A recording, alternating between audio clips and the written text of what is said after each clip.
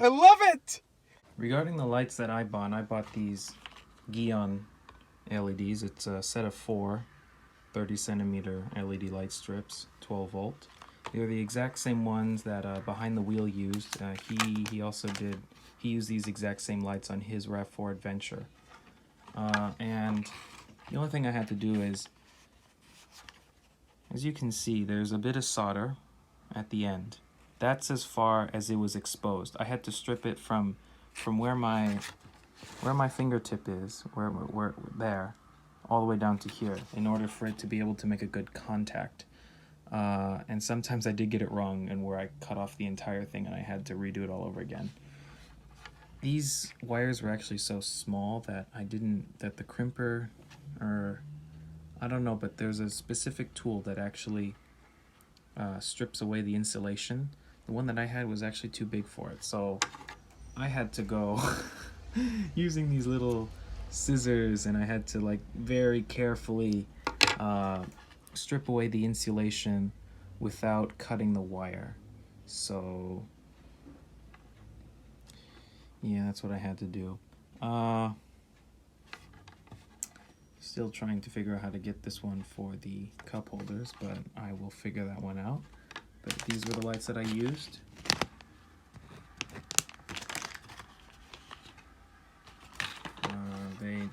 They work pretty nice, and this is all you have to do regarding to just to set them up, and then just probe them into the connectors that I'll show you under the car. So this is what has to be done to get ambient lighting.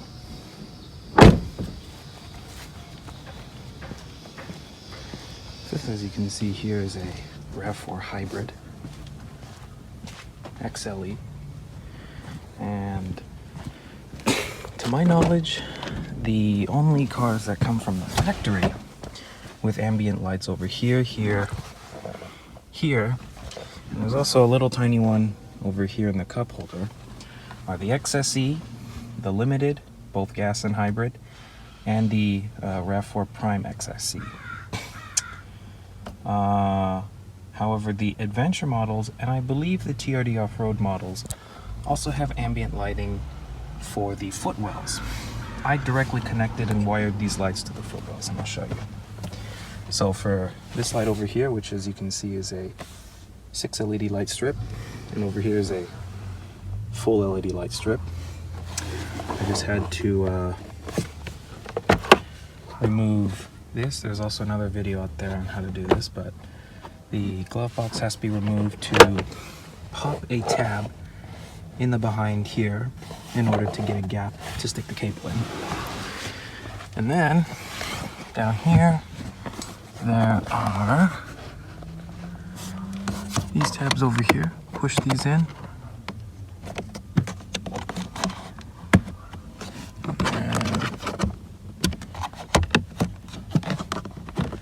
And as you can see, I tapped into the ambient light plug, which actually had 12 volts. I tested it.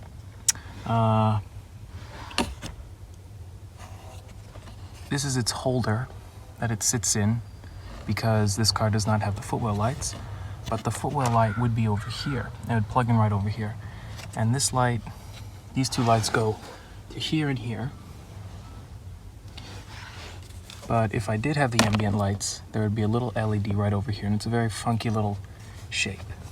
And I just I stripped the end of the wires and I put a zip tie right over here. But the one thing to make sure when reassembling this is to make sure that the cables are out of the way of the air vents, because there's an air vent right over here that goes over here, and an air vent for the floor right over there. So just make sure they're out of the way and they don't get trapped.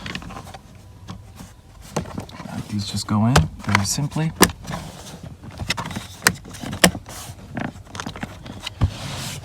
Now I'll show you getting the glove box out.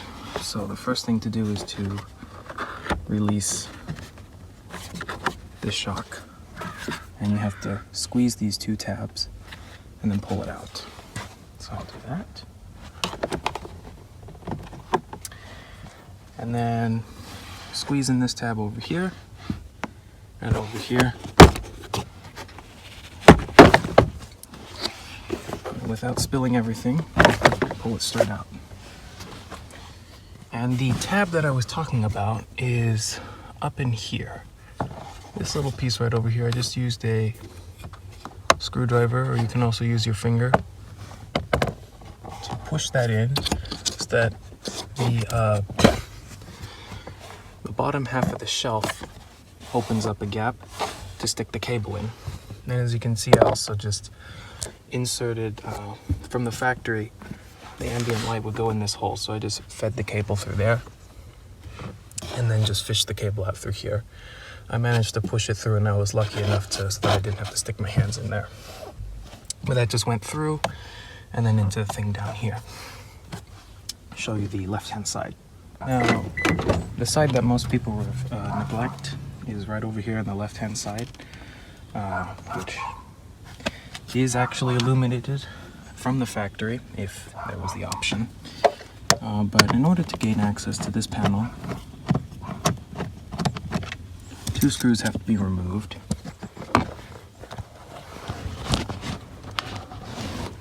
There's also another screw over here.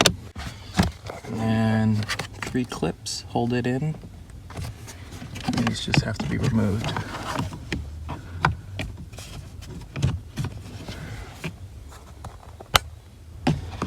And as you can see,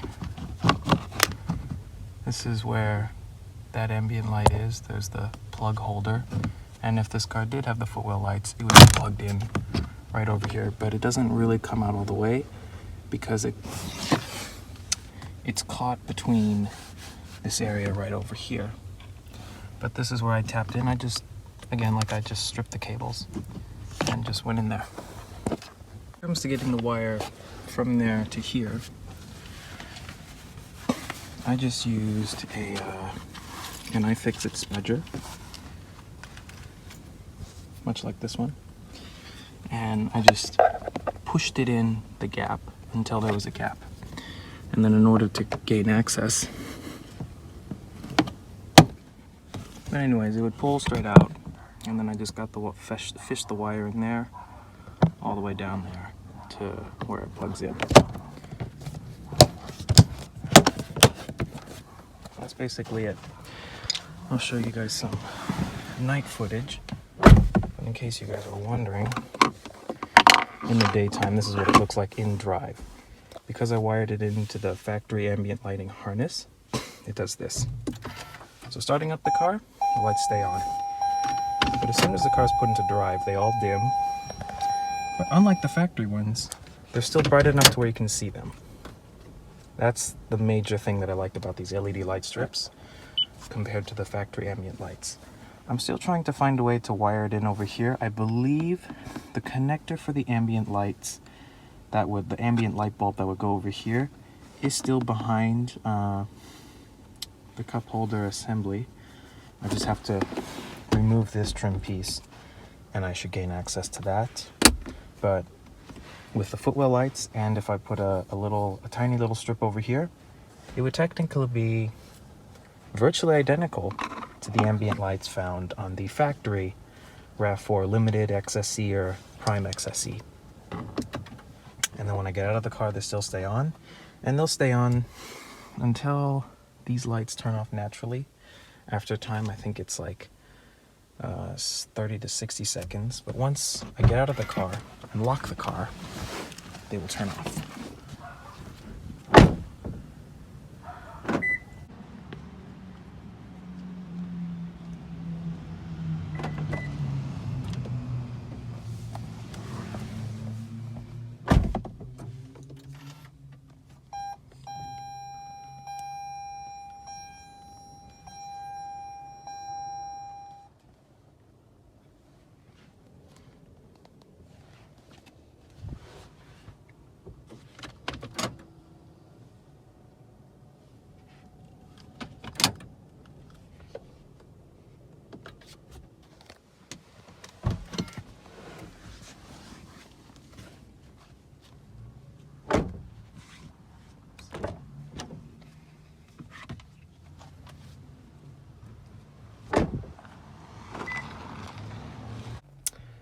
Also, another thing, they stay on when you unlock the car.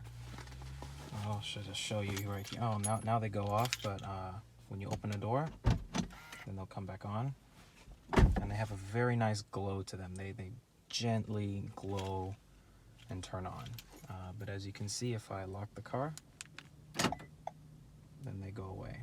But when I unlock the car, then they come back on. It's a really nice glow, and it looks amazing at night. Now, if you have a smart key, you will notice that when you come close to the car, the interior lights will turn on, but the ambient lights don't come on until the vehicle is unlocked. So, it is what it is. But I think it doesn't really bother me. It's just when you unlock the car and they come on, you lock the car, they turn off. And in all locations, right over here, I'll unlock it. I'll lock it. Looks really nice. But this is what it looks like with them off. To my knowledge, there is no way to manually turn them off. And I also tried this. So I've seen on the 2020 Highlander,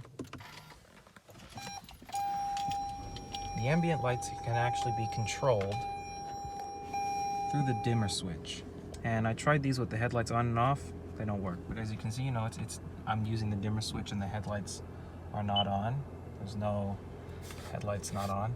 So, I mean, the dimmer switch still works for the gauges and everything when the headlights are off. But if I turn on the headlights, you can see the headlights are on now.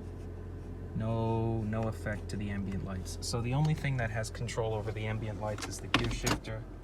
As you can see, then they dim.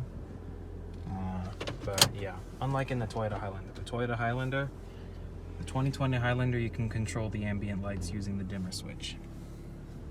Also, turning off the headlights won't turn off the ambient lights. The interior lights don't have any effect on the ambient lights. Whenever the car is on, the ambient lights are always on. And again, the moral of the story is the brightness is dictated solely by the gear shifter. The only thing that controls them is the gear shifter. You don't want them on, you go ahead and unplug them.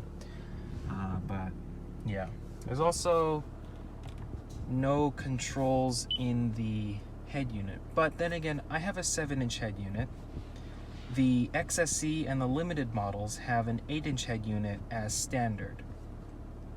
I don't know if they have anything on the XSC or the limited models under vehicle customization and light settings. Let's see here. Interior. I don't know if this has any effect on the ambient lights, but there may be, but I wouldn't have my hopes on it, but there may be some controls in the navigation system. TechStream does not have anything that controls this to my knowledge. I think I was reading on some forums and it said that it did, but when I was looking at the controls on TechStream to customize the features of the car, I couldn't see anything that does the ambient lights, but maybe I could be wrong on that. Maybe there might be a way to control the lights or adjust some settings on TechStream. So if you have the TechStream software on your computer and you have a Mongoose or a VCI cable to connect to the OBD2 and mess around with the features of the car, then be my guest. But other than that, I don't know of anything that can manipulate the ambient lighting. It would be nice if I did have the Footwell lights, because then it would just be a nice blue thing. And I guess the ultimate setup would be, I've seen some people have also, you can buy, Toyota doesn't sell these on any of their RAV4s, but I've seen an aftermarket accessory where you can get lights for the door handles. And I think that would be nice to match with this. If I could find a way to get the freaking light in here, there must be a connector in here. I'm gonna have to take a look at that. But with the door handles, this really bright illumination there, and also the Footwell, it would really just make this car look amazing at night. And it already does, even just like this, driving around at night, wow, it really makes the car feel completely different, and it gives it a just a totally different feeling when cruising around at night, and it just really makes the car look cool.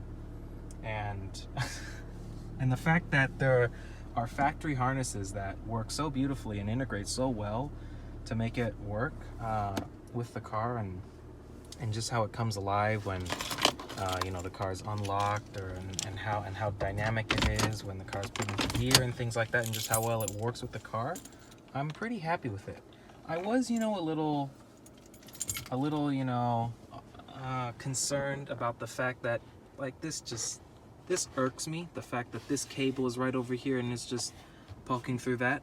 I wish that there was a more slightly integrated solution. Like, I wish someone out there would sell this upper piece built in with lights built into it, instead of, you know, this double-sided tape LED strip, because oh geez, that just bothers me. And the janky freaking wiring that I had to do, you know, stripping away at the cables because it wasn't long enough. The fact that I had to strip away the cables on the ambient lights, not on the factory harness, in order for it to probe into the cable for the Footwell lights. That also wasn't that nice. I think maybe a way around it would be to buy from Toyota the hole, the cover with the hole built into it, and maybe upgrade the bulb itself. But if you've ever actually taken a look at the bulbs that Toyota uses for the ambient lights, it's a really funky design that I've never seen before. So, and also I couldn't see any wiring when I opened this apart.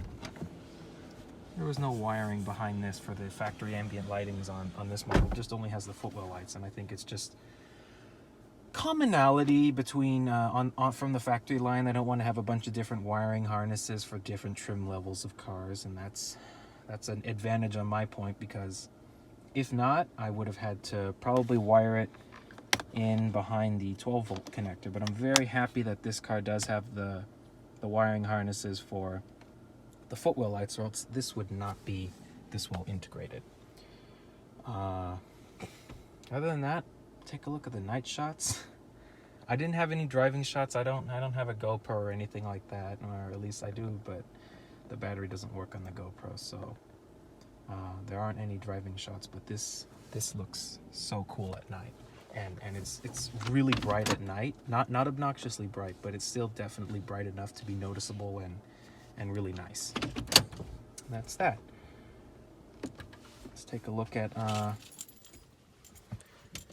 the night footage. I'll show you what this car looks like when I lock it at daytime. You will see the lights go off. As you can see, there they go.